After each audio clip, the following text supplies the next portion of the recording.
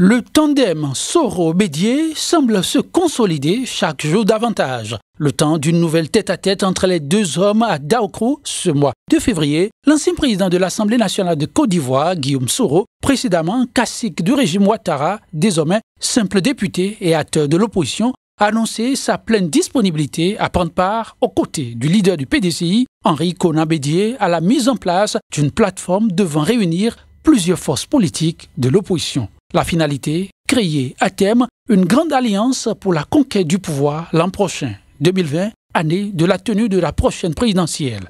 Il y a une semaine, Guillaume Soro annonçait la création d'un comité politique, instrument politique de taille, non clairement identifié et devant permettre à l'élu de participer au débat national. La même semaine, il avait entamé une tournée à l'intérieur du pays pour présenter localement les missions de son comité et susciter autour l'adhésion populaire. Une initiative suivie de près par ses alliés d'hier d'un regard plutôt amusant. Auparavant, très avare en parole, l'ex-président du Parlement ivoirien se sent désormais libre de dire ce qu'il pense, mais toujours rien au sujet d'une éventuelle candidature à la présidentielle.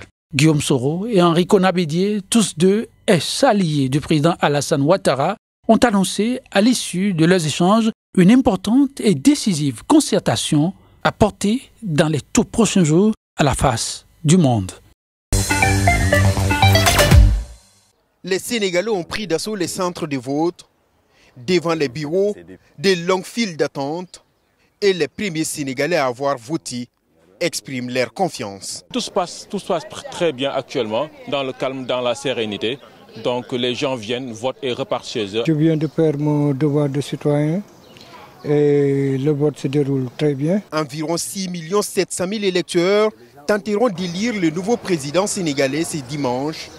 Plusieurs missions d'observation sont déployées sur le terrain, notamment par l'Union européenne, la CEDEAO et la société civile sénégalaise. Selon leur constat à la mi-journée, le scrutin se passe sans incident majeur. La tendance est un scrutin quand même calme et apaisé jusqu'à présent. C'est une tendance qui indique peut-être de ce qui va se passer durant la journée. Les premières tendances de cette présidentielle sont attendues dans la soirée. Les résultats officiels seront connus en fin de semaine. C'est un livre qui est destiné non pas seulement aux diabétiques mais à la population ordinaire pour qu'ils voient, les Togolais, les Togolaises voient ce qu'ils doivent faire, comment ils doivent faire pour prévenir le diabète quand ce n'est pas encore arrivé. Et si le diabète est arrivé, c'est-à-dire s'ils sont diabétiques, comment faire pour entretenir leur vie, le traitement, le régime, le sport pour qu'ils ou elles vivent normalement sans aucun problème. J'ai dit que le diabète, ce n'est pas la chaise électrique, ça veut dire que si vous respectez ce que vous dit votre médecin traitant, il n'y a pas de problème, vous pouvez être diabétique et vivre là. Maintenant, les complications dont on a parlé, pour que les gens aussi aillent voir les différents spécialistes, cardiologues, ophtalmologues, néphrologues, et bien sûr nous les dermatologues, pour qu'ils aient une vie sans problème. Donc ce n'est pas une maladie qui doit faire peur à tout le monde, mais qui exige que vous fassiez le régime, que vous fassiez le traitement, que vous suivez ce qu'on vous a dit.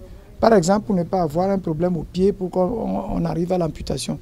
Tous ces conseils pratiques sont dans le livre et même les régimes qui ne donnent pas d'augmentation du taux de sucre dans le sang, avec nos plats togolais, sont dans ce livre-là. Donc c'est pour toute la population, diabétique ou non diabétique. On a parlé de la maladie en général, hein, du diabète, c'est-à-dire que ce qu'on a dit, vous pouvez le retrouver sur Internet, mais vous ne retrouverez pas les plats togolais à l'Internet.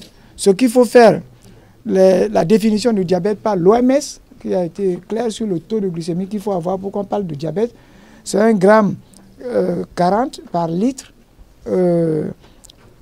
fait 2 fois ou 3 fois de suite, qui vous confirme que vous avez un diabète. Et maintenant, les analyses à faire, ce que vous devez faire comme consultation spécialisée chez d'autres confrères, pour que votre vie soit une harmonie. Voilà à peu près ce que c'est. C'est un contenu donc pour tout le monde, diabétique ou non diabétique. Et puisqu'il y a plusieurs secteurs de la santé, plusieurs spécialités qui sont prises en compte dans cette affaire de diabète. Un grave incendie a ravagé une partie du marché Congo, situé dans la capitale économique du Cameroun. Plusieurs boutiques ont été emportées par les flammes, avec au passage des dégâts matériels énormes. Les premières victimes se comptent parmi les vendeurs spécialisés dans le textile, la mercerie et la bijouterie. Je suis arrivé que les gars ils avaient là complètement cassé et même les marchands qui étaient à l'intérieur sont gâtés, on a volé. Donc j'ai perdu pratiquement une marchandise de 50 millions à l'intérieur de ma boutique. J'ai fait dans les bijoux, plaquets et or. Même les commerçants recasés sur la chaussée entre la rue Parisot et l'avenue Berthaud ont également vu les échos partis en fumée. En tout cas, nous avons perdu beaucoup de choses, comme vous voyez. Le feu là a commencé là-bas, loin là-bas. C'est une boutique que ça a commencé, une petite boutique, donc le feu a élargi, ça est arrivé partout. Les matériaux provisoires utilisés pour la construction de ces hangars ont plutôt servi de combustible pour amplifier la vitesse de propagation du feu. Les arrivées des sapeurs-pompiers puis de la gendarmerie au petit matin vont essayer d'atténuer l'ampleur des flammes sans pour autant mettre un terme à leur course. L'origine du feu reste pour l'heure inconnue. On sait tout juste d'après des témoignages que les femmes ont été aperçues aux environs de 1h30 du dimanche. Il y a deux boutiques qui ont pris feu environ 1h42 minutes. Alors, nous avons fait appel aux sapeurs-pompiers. Tellement que vous allez constater qu'il y a les stands de la douche, tout sur le côté de mon voisin. C'était pas facile pour des pompiers qui entrent faire leur travail. Et voilà ce que ça a donné. Le gouverneur de la région du littoral descendu sur le terrain pour s'enquérir de la situation a indiqué qu'une enquête administrative et judiciaire a été mise sur pied pour déterminer les causes. C'est son second retour depuis son AVC le 24 octobre alors qu'il se trouvait en Arabie Saoudite. Mi-janvier, le président gabonais avait fait un passage de moins de 24 heures à Libreville pour assister à la prestation de serment du nouveau gouvernement. En effet, très peu d'informations filtrent sur le président et son état de santé. Des photos du chef de l'État recevant en audience les présidents de la Cour constitutionnelle et de l'Assemblée nationale, le chef de gouvernement et son directeur de cabinet ont été diffusés lundi par la présidence. Ali Bongo Ondimba est rentré dans la nuit de dimanche à lundi du Maroc, mais pourrait y retourner plus tard d'après son entourage. La présidence a précisé dans un communiqué que Bongo avait également annoncé que le tout premier conseil des ministres de la nouvelle équipe gouvernementale du Premier ministre Julien Nkogé Bekale, nommé en janvier, se tiendrait ce mardi. Ce même jour, Bekale doit prononcer son discours de politique générale devant le Parlement. Rappelons au passage qu'en janvier, une tentative de putsch a eu lieu à Libreville, dénonçant l'absence du président et disant vouloir établir une transition démocratique.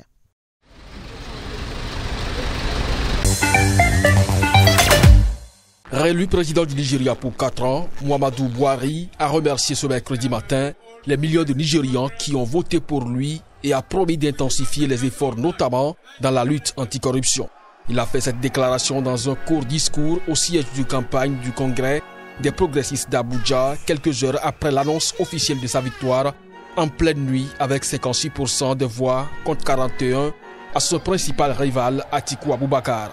Dans la nuit de mardi à mercredi, la commission électorale indépendante a mis fin à 3 jours de compilation des résultats, annonçant la victoire du chef de l'État sortant avec une avance de près de 4 millions de voix sur son rival. Après l'annonce de la victoire du président sortant Muhammadu Buhari, l'opposant Atiku Abubakar a annoncé ce mercredi qu'il rejetait les résultats. Si j'avais perdu dans des élections libres et transparentes, j'aurais appelé le vainqueur dans la seconde, a déclaré le candidat du Parti populaire démocratique PDP dans un communiqué. Non seulement je lui aurais adressé mes félicitations, mais j'aurais aussi proposé mes services pour contribuer à unir le Nigeria. Mais je rejette les résultats de la parodie d'élection du 23 février 2019 et contesterai ces résultats en justice, a ajouté l'ancien vice-président.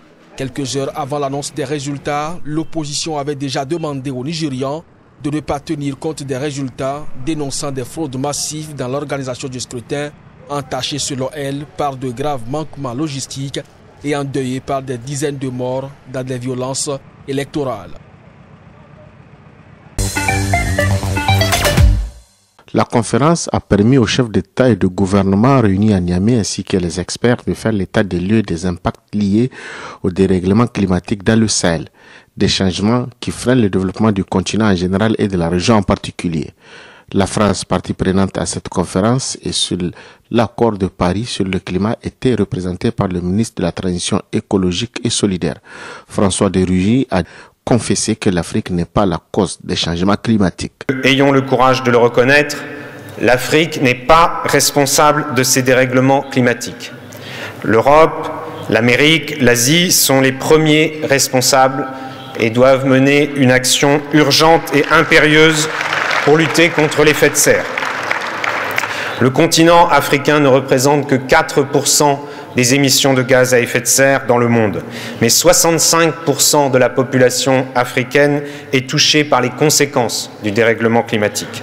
La Banque africaine de développement, chef de file des partenaires techniques et financiers, a relevé quelques points d'intérêt qui paraissent importants pour les partenaires techniques et financiers. Le premier point est la création d'un environnement favorable aux investissements, tant publics que privés, conséquent pour la résilience au Sahel. Le second point est l'alignement avec les contributions déterminées au niveau national et enfin la mise en place d'un dispositif institutionnel souple consolidant les efforts des initiatives existantes pour coordonner la mobilisation du financement et le suivi et évaluation. Le président nigérien, président de la Commission climat pour le Sahel, a appelé à la mise en œuvre des mesures d'atténuation. L'Afrique en général, le Sahel en particulier, possède un potentiel dans les énergies renouvelables qui commence à peine à être exploité. Nos ressources dans le solaire, l'éolien, l'hydroélectricité, la géothermie, la biomasse pourraient satisfaire nos besoins et au-delà.